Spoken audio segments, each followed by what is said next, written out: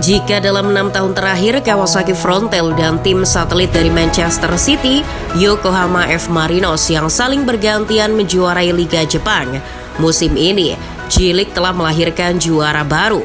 Mereka adalah Vissel Kobe, klub yang dikenal kerap mendatangkan pemain-pemain top Eropa. Yang menarik adalah gelar juara ini didapat setelah Vissel Kobe bangkit dari keterpurukan musim lalu. Musim 2022, Kobe bahkan nyaris terdegradasi ke kasta kedua Liga Jepang. Gelar juara kali ini jadi terasa makin spesial karena ini merupakan gelar J-League pertama mereka selama keikutsertaannya di kompetisi Liga Jepang. Lantas, apa yang membuat mereka bisa bangkit dan merajai Liga Jepang? Didirikan sejak 1966, Vissel Kobe tidak membangun reputasi sebagai klub penantang gelar Liga Jepang. Kobe justru lebih tepat disebut sebagai klub mediocre karena sering naik turun kasta dan kalau lagi waras hanya berkutat di papan tengah Liga Jepang. Rakuten Group membeli seluruh saham Crimson Group yang membuat mereka mengambil alih kepemilikan Vissel Kobe. Dari situlah nasib Kobe mulai membaik. Dengan dana yang melimpah, pemain bintang mulai berdatangan. Sebut saja macam Lukas Podolski, David Villa, dan Thomas Vermaelen. Bahkan pada tahun 2018 mereka mendatangkan Andres Iniesta yang dinilai masih layak bersaing di sepak bola Eropa. Hal ini karena hubungan baik Rakuten dengan Barcelona. Bagaimana tidak? Wong waktu itu Rakuten masih aktif jadi sponsor utama klub asal Katalan tersebut. Namun meski konsisten mendatangkan pemain-pemain bintang, Kobe tetap kesulitan menjuarai Liga Jepang. Mereka kalah saing dari Yokohama F. Marinos dan Kawasaki Frontale. Meski keuangan Vissel Kobe sudah membaik dan kerap dihuni oleh pemain-pemain kelas wahid, performa tim juga tak konsisten, terutama dalam 3 musim terakhir. Musim 2021, Kobe mengakhiri liga di posisi ketiga. Tapi pada musim berikutnya, mereka justru sibuk menghindari degradasi. Musim lalu Vissel Kobe benar-benar paceklik. Meski masih diperkuat oleh Andres Iniesta, perjalanan Kobe tak seindah yang diharapkan. Daripada berjuang untuk memenangkan gelar, Vissel Kobe justru lupa caranya menang. Skuad asuhan Miguel Angel Lotina itu bahkan gagal meraih kemenangan dalam 12 pertandingan pertama Liga Jepang musim 2022. Kemenangan pertama Vissel Kobe baru didapat pada pertandingan ke-13 saat melibas Sagan Tosu dengan skor 4-0. Fans mengira kalau kemenangan telak itu akan menjadi titik balik tim yang berjuluk Ushi tersebut. Namun, salah satu musim terburuk Kobe justru baru saja dimulai. Setelah itu, Ushi justru menelan beberapa kekalahan memalukan. Hingga pekan ke-25, Kobe bersama Jubilo Iwata menjadi tim dengan kekalahan terbanyak di J-League, yakni 13 kekalahan. Rangkaian hasil buruk pun membuat Kobe sulit keluar dari zona degradasi. Banyak faktor yang mendasari keterpurukan Kobe, salah satunya pemilihan pelatih yang salah. Miguel sendiri memang berstatus sebagai pelatih ternama dan punya banyak pengalaman di sepak bola Eropa maupun Asia. Namun, ia datang sebagai pelatih yang gagal membawa Shimizu S-Pulse berjaya. Klub tersebut hanya finish di urutan 14 musim 2021. Jadi, mempekerjakannya sama saja meniru kesalahan Shimizu. Sebelum semuanya terlambat, manajemen Vissel Kobe akhirnya memutuskan untuk memecat Miguel Lotano. Pihak klub akhirnya menunjuk Takayuki Yoshida pada pertengahan tahun 2022. Keputusan ini terbilang tepat karena pertengahan musim adalah waktu yang pas untuk memperbaiki performa tim sebelum pada akhirnya terpuruk. Yoshida datang dan melihat kondisi Vissel Kobe begitu mengenaskan. Berada di dasar klasemen J-League pada pekan ke-18, para pemain tampak tak bersemangat. Tatapan kosong seusai latihan pun sering menghiasi wajah mereka. Situasinya sangat jauh berbeda dengan dulu.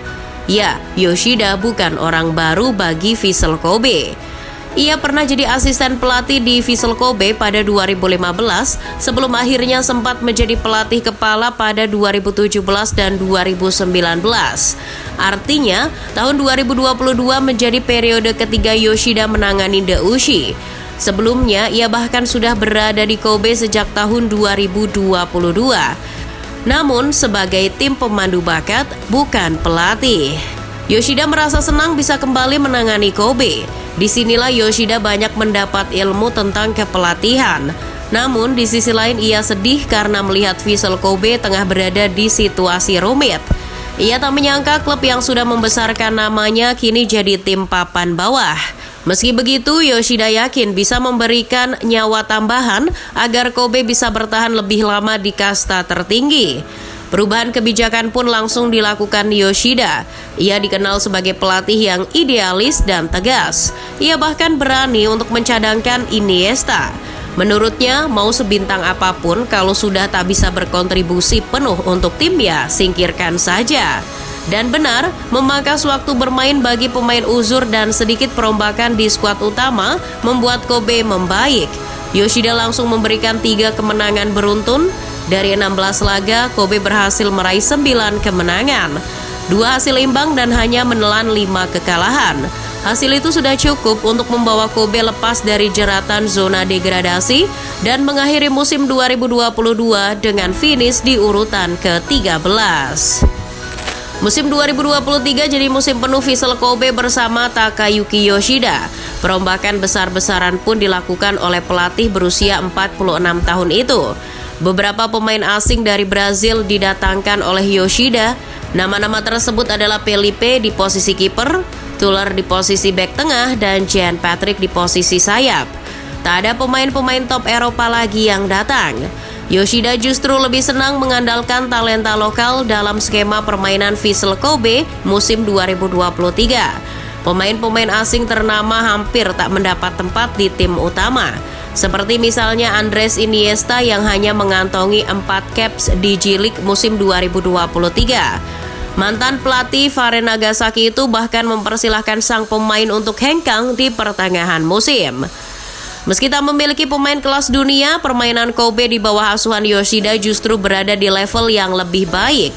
Gaya bermainnya menjadi atraktif dan mengandalkan sisi lebar lapangan untuk menarik pemain lawan guna menciptakan ruang di area kotak penalti.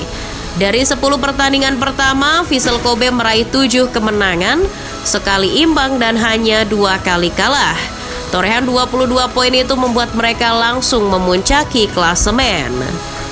Takayuki Yoshida lebih mengandalkan nama-nama lokal dalam formasi 4-3-3 andalannya. Bahkan sang pelatih menciptakan trio Jepang rasa Eropa di lini depan Vissel Kobe. Yoshida mengandalkan Yoshinori Muto, Yuya Osako, dan Koya Yuruki untuk membongkar setiap pertahanan tim lawan. Yoshida berhasil membangun komunikasi yang baik dengan pemain. Bahkan Yuya Osako seperti terlahir kembali di bawah asuhannya. Setelah hanya mencetak 7 gol saja di musim 2022, Osako menggila dengan mencatatkan 22 gol dari 33 pertandingan di Liga Jepang. Sang pelatih juga memanfaatkan kecerdasan dan kreativitas dari Muto di lini depan. Itu dibuktikan dengan 10 assist yang sudah diciptakannya. Mengakhiri musim 2023 dengan raihan 68 poin, Vissel Kobe keluar sebagai juara baru Liga Jepang. Ini jadi trofi pertama mereka di kasta tertinggi, sekaligus penanda masa kejayaan Vissel Kobe baru saja dimulai.